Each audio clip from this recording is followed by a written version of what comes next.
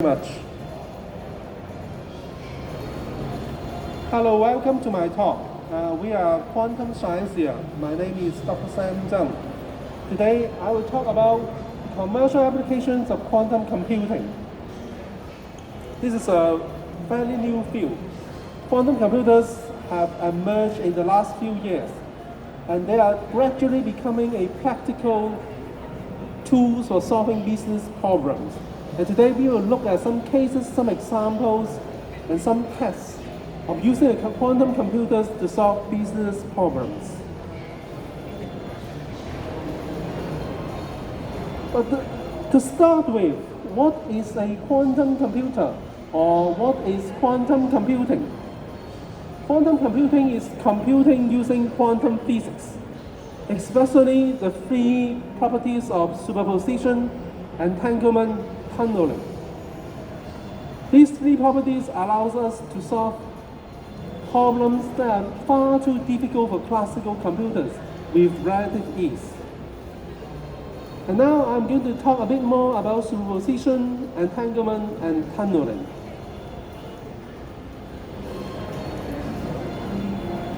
What is superposition? Well, to put it in a fairly simple terms, the classical computer is based on bits, which can be either 0 or 1.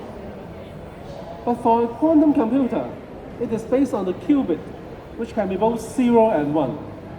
Imagine having a collection of qubits, and you can see that this is allowing us to do massive amount of parallel processing. You can do a lot of computations stacked together at the same time. And this is the magic of superposition.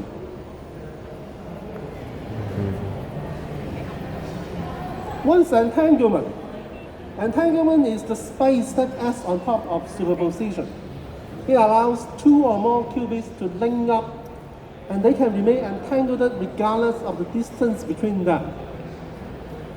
So entanglement allows the superposition to behave in a more complex way. That is more than parallel processing. And that allows for rather efficient and special quantum algorithms. And because they can be entangled over a huge distance, theoretically infinitely long distance, this has implications in quantum communications.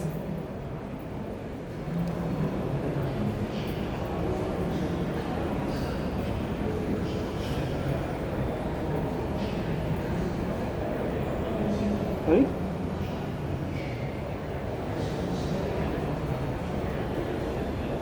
Well, at this stage you may ask, what's the point of using a quantum computer?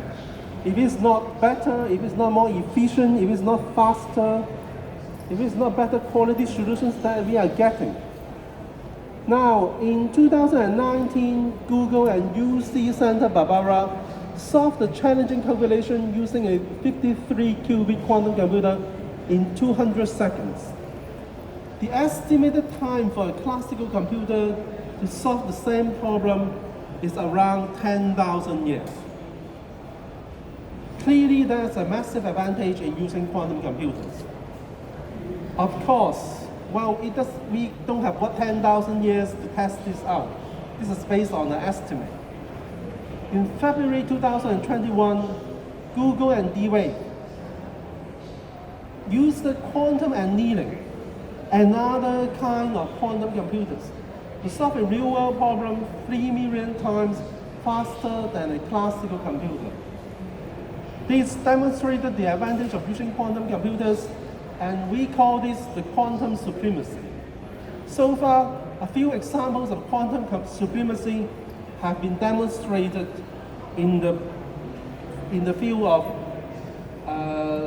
rather limited qubits. You see, the quantum computer used by Google in 2019 is only 53 qubits, which is not really enough to solve real-world business problems.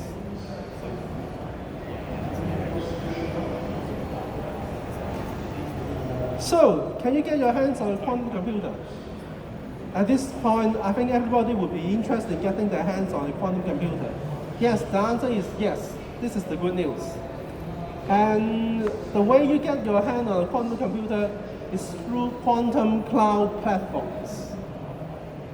Major players like IBM, Google, Microsoft, Amazon have put their quantum computing hardware on cloud platforms. They offer quantum simulators, emulators, or actual real quantum processors via the cloud. You can connect the quantum hardware to your classical computer to complete your quantum task. And now I'm going to go into more details about the hardware platforms offered by these big players. IBM experience, the IBM Q. Over the cloud, you can access the simulators and quantum hardware via a Python-based Qiskit framework. Python is a popular programming language which allows quick development work. If you prefer something more intuitive, they have a graphical interface via the IBM Q Experience GUI. And at the point of this today, you can access device of up to 65 qubits, which is the progress on the 53 qubits Google used in 2019.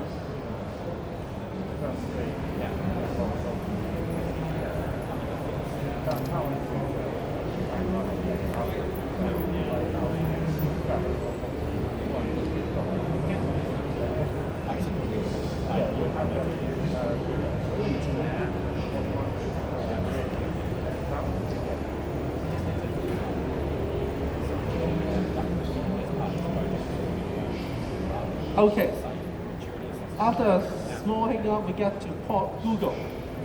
Google's offering is called the Google Quantum AI Lab. It was established in 2013 and provide what they call NISQ processors and simulators. They have actual quantum hardware. It's called the NISQ, which stands for Noisy Intermediate Scale Quantum. Now, Google admits that their current offering is rather noisy, which means that you have error in your processing. And it's also intermediate scale, which means there's a limited number of qubits. Again, they offer an SDK for you to use their quantum hardware, and it's called the Tsang. It is also Python based.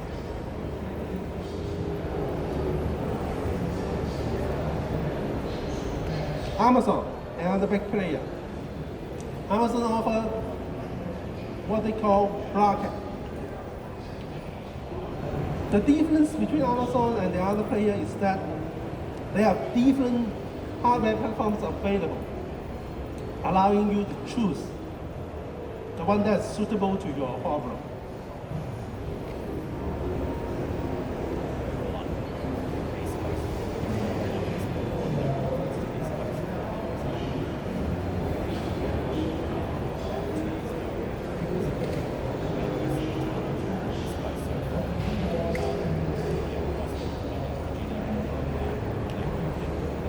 Another big player, Microsoft, they have what is called the Azure Quantum. The special points about Microsoft's offering is that it allows you to develop using Google Circuit or IBM's Qiskit or their own Q-Sharp proprietary language for doing quantum computing.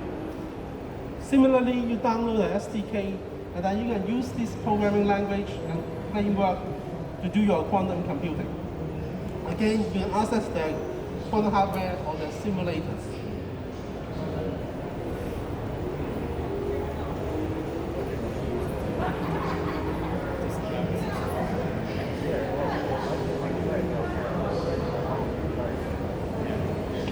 Now we get to D-Wave. D-Wave is founded in 1999 in Canada. The special thing to notice here is that they provide quantum annealing solutions, which is the different kind of quantum computers from the other players. With the other players, you need to provide quantum circuits to program the quantum computers. Here, you do something else, which is a quantum annealer. They provide a D-Wave Ocean STK to program the quantum annealers in Python.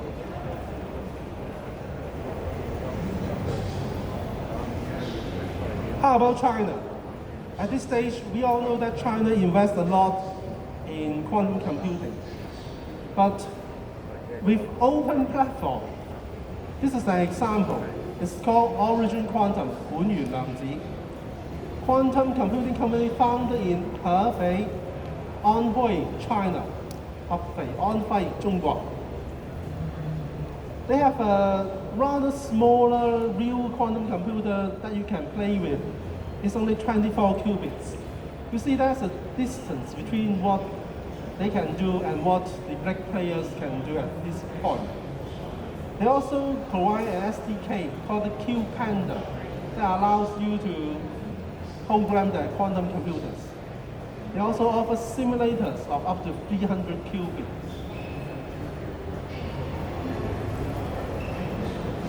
Let's look at some use cases circa 2022.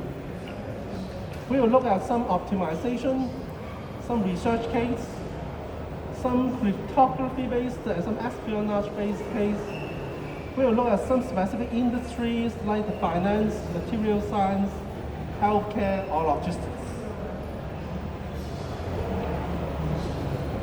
For specific use case, we have Volkswagen, who has partnered with Google to optimize a large autonomous fleet. The Dubai Electricity and Water Authority is working with Microsoft's Azure Quantum to use quantum computing for energy optimization. One can imagine they are optimizing the electrical power distribution grid. The US Department of Energy has 2 labs looking into using QC for grid optimization as well. These are all multi-variables, multi-constraints optimization problems in large scale, and they are well suited to the properties of quantum computers. For something a little bit different, we look at China Bank in 2020. It started a pilot program to use quantum computing for risk classification modeling. This is in the field of finance. KPMG ran the portfolio benchmarking pilot in 2021, and they have identified that quantum computing is a better performer. In 2022, PayPal partnered with IBM's Q-Experience to apply quantum computing to fraud detection.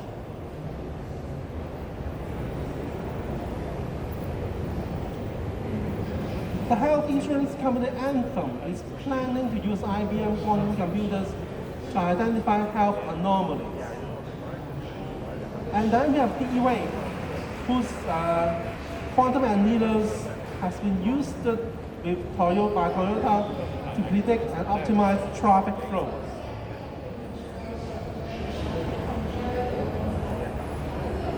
In Europe, we have Daimler, who has partnered with IBM to look into using quantum computing to make longer-lasting chips. Cambridge Quantum, a partner of Roche and Crown Bioscience, is using quantum computing for the analysis of genetic data for cancer treatment. You can see that there's a huge range of applications for quantum computers.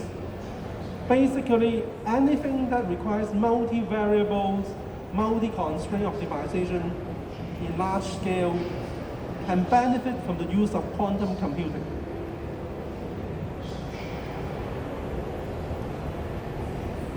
Now, for something a bit more spicy, something a bit more along the line of James Bond 07, quantum computing can be used as password crackers.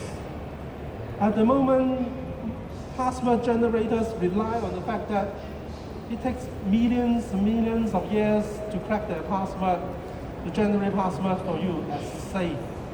But with quantum computers, that may become something that is very easy to break. Startup companies like ISARA are developing methods to combat this quantum hacking. But at this stage, it's unclear whether that will work. We have ran some tests of quantum computers, actual quantum computers. And let's look at their performance. This is the knapsack problem, which is a very classical mathematical problem. You have a bag with fixed capacity, and you have many objects with different value and different weights. How are you going to pick and choose the objects to maximize the value in your bag? That is the knapsack problem. For a small size problem, for example with 7 items, the D-wave quantum annealers used 2.6 seconds to solve the problem. But using the classical computer in a simulated annealing effort, that requires only under 0.1 second time. Or you may say this means that the quantum computer was beaten. But actually, there's a little bit of complications here because setting up the quantum computer to work takes time. And that is longer than the classical computer's time to set up. But when you have a huge problem, when you have more than 3,000 objects to choose from, the D-wave quantum computer performed under 10 seconds, while the classical computer requires 70 minutes to calculate the solution. Clearly, the bigger the problem you have, the more benefit you get from the quantum computer.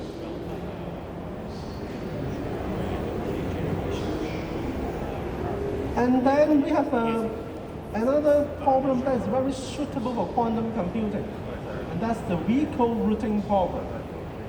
Here we have a single depot with multiple vehicles trying to reach different destinations and serving them for certain capacities. When we have 11 vehicles, that will mean 11 routes. The solution provided by the real quantum computer is superior to that provided by the simulated annealing, that is by the classical computer.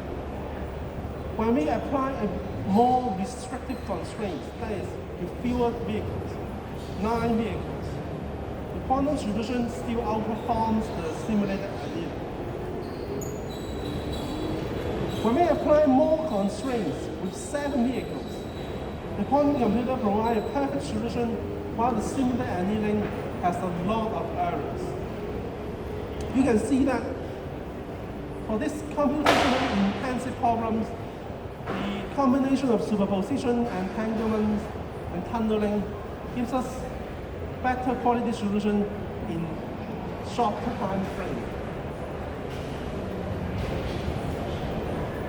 Now, we are quantum science here.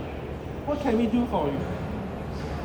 With the cloud platforms available, you, the users, still need to choose a platform and program.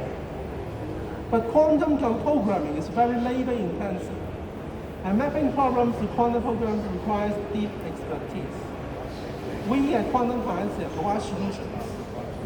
We translate your business problems into quantum programs, and we pick and choose the best platform for your business case.